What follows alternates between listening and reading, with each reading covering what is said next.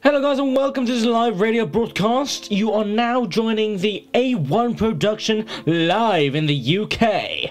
I am your host, Ali Hassan, and also the director of Don't Look Back. Now today's session is actually quite different to the others because today's the day where you actually can ask me any question regarding the film and the teaser trailer. So whenever you're ready guys, oh, we've got a caller. Yep, hello. Oh hi, I'm Deepak and I'm a big fan of your work, and I just wanted to know, how do you manage to show your work to other group members and publish your plannings for the teaser trailer?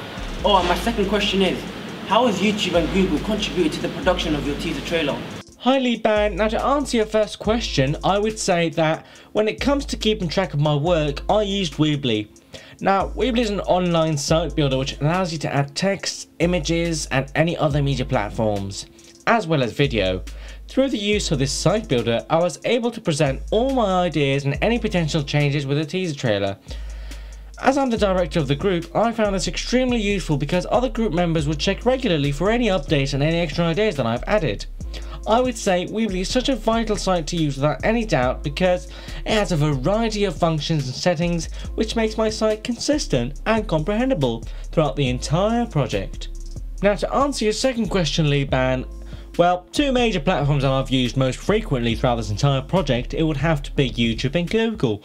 Now, Google has allowed me to search instantly for any purpose regarding the teaser. For example, I really struggled to find a prop knife in the shopping mall. However, when it came to searching it on Google, I was just stunned of how quick I was able to find results. Now, props isn't the only help it gave me. Another example would be searching for inspirational camera shots via Google Images. I found thousands of results that were all useful to me.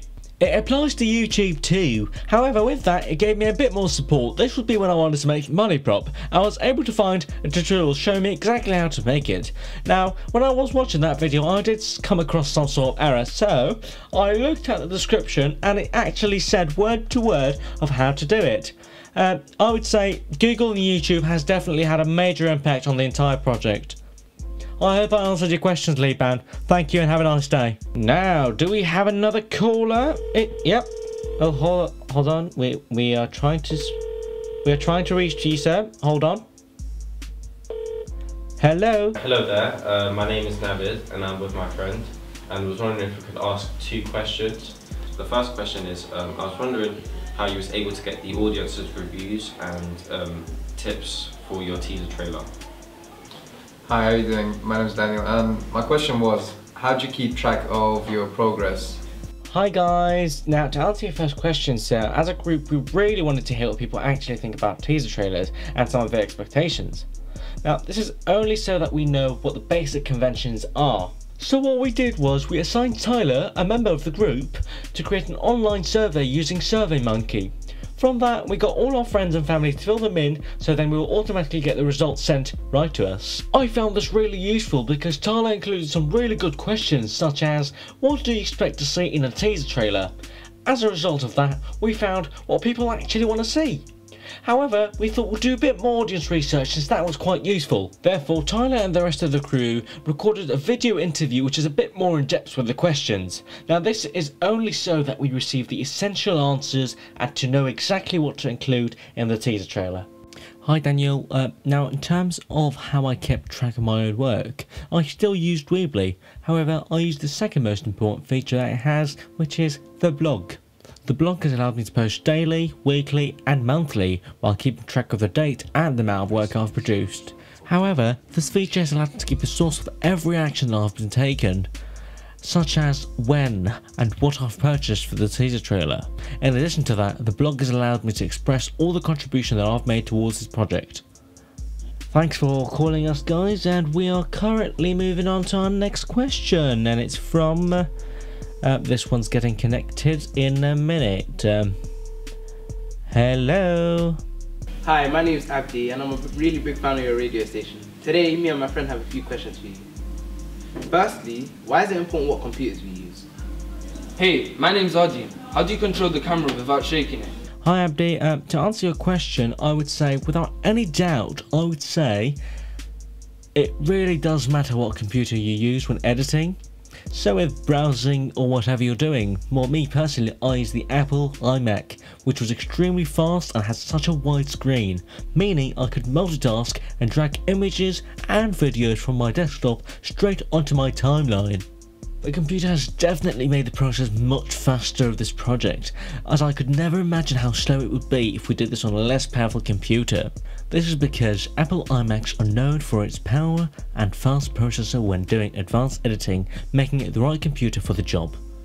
Hi Arjun, to answer your question, I would say that when operating the camera, I thought it was vital to bring a tripod to every single shoot. This is because handheld shots are very tricky to execute and keep the frame still. The tripod ensured no unnecessary movement or shakes were being made. However, when it came to making the scene that required those kind of shakes, such as a tracking shot or a point of view, we needed to get the appropriate gear for it. The reason why I didn't hold the camera myself in my own hand is because the camera isn't very heavy. That would not make it very still. Therefore, I decided to use a Steadicam. This allowed me to create the movement I was looking for. Although it wasn't very still, I still managed to get a decent amount of footage. Guys, please don't hesitate to call us. We are live and want you guys to call. Oh, we've got a caller. Hello. Hi, my name is Mohammed. I'm here with my mate Sufyan, and we have two questions for you. My first question is, in terms of cinematography, what other additional equipment did you use to film the teaser trailer? My question is, what issues did you face with the lighting? Hi Mohammed, when it comes to the gear and additional equipment that's been used during this project, I would say it varies from cameras to lenses and to additional equipment. Now, the entire teaser trailer was shot with a Canon 70D, which in my opinion is much better than the Nikon cameras as it really specialises in cinematography. In terms of lenses, I did use a range of two. This is because each lens has a different purpose. The two lenses that we used always as an option for me through this project was the Canon 50mm 1.4 and the Canon 18-135mm. The reason for the 50mm was because it allowed me to get some really good depth of field videos with great amount of blur in the background. The 18-135mm was used for its wider view, as well as its ability to zoom in, showing close-ups from further away distances that weren't possible to get close to. To be honest, we didn't face a major issue, but we did come across a minor issue with the lighting at some scenes. This was when I shot the underground subway scene. The character's face wasn't lit enough. Now from that, I managed to balance and level the amount of light being lit on his face with a powerful LED light. However, that still didn't look right as the background had a different tone to it.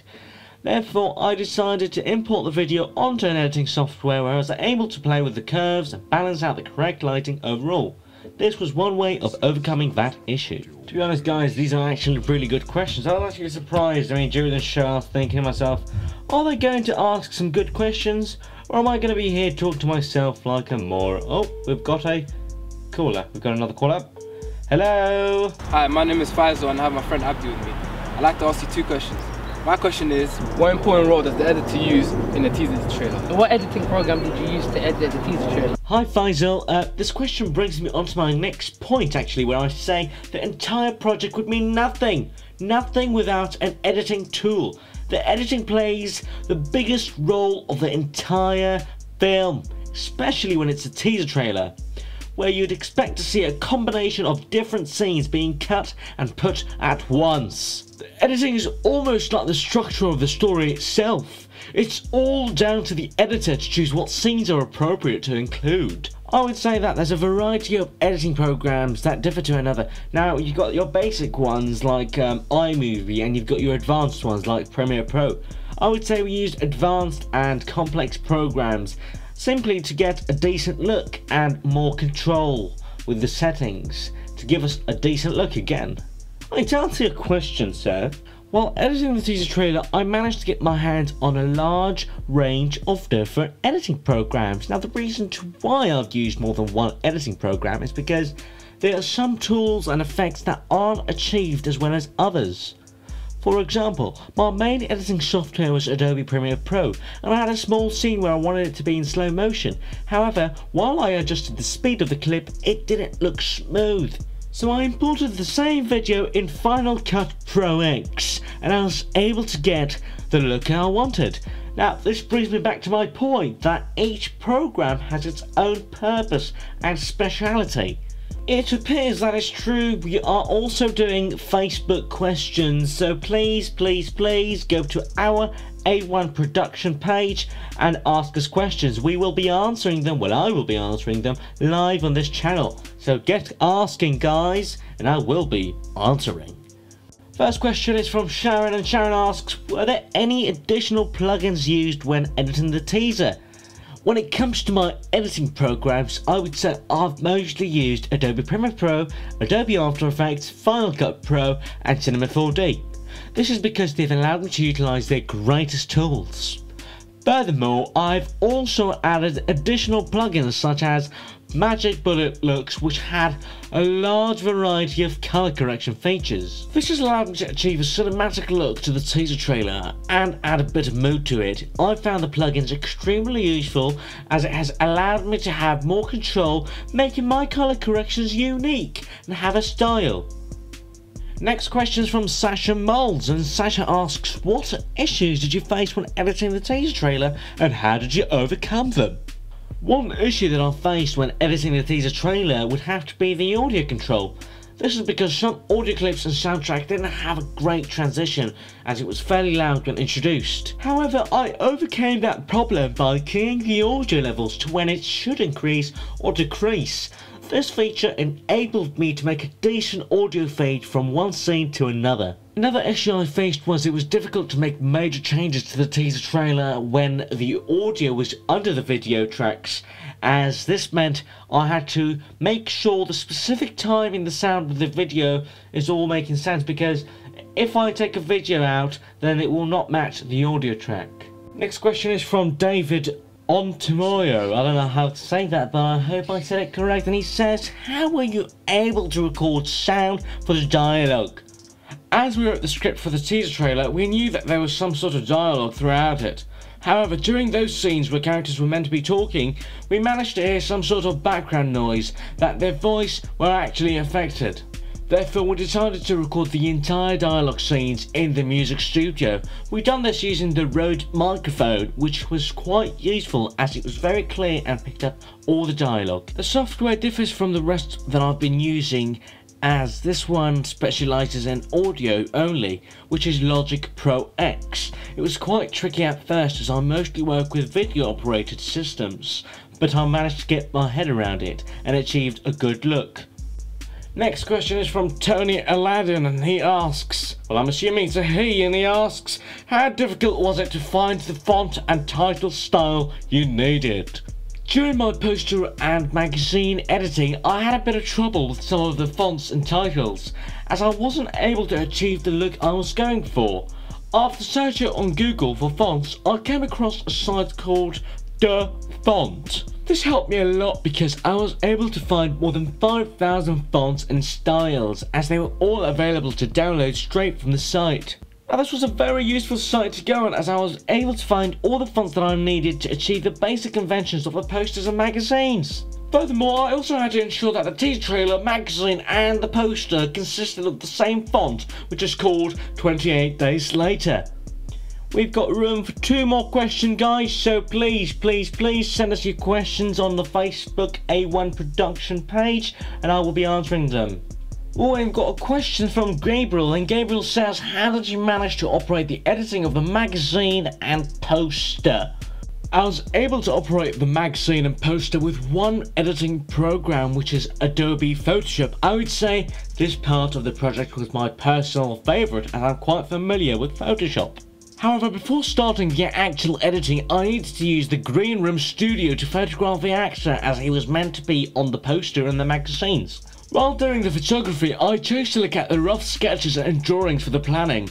This is so I was fully aware of how I meant to photograph him. While doing this, I had to make sure the actor's face was lit correctly. This meant we needed to bring the lights a bit more towards his face.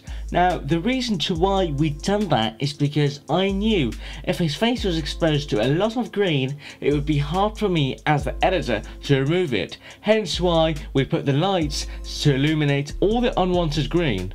And last but not least, we've got Johnson Rob, and he says, what tool did you find most useful? I would say the tool that I found most useful would be the eraser tool. This is because it saved me from massive errors such as unwanted hard lines and edges. Now, to be honest, I'd say that I used the eraser tool to its fullest ability, as I used its opacity, hardness, and even its size tool.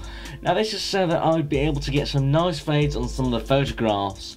Now, another useful tool that I used most often as well is the opacity for some layers. This allowed me to control the foreground and background images. Now, this creates some sort of fade, so when I can introduce a photograph, it wouldn't look rough on the edges.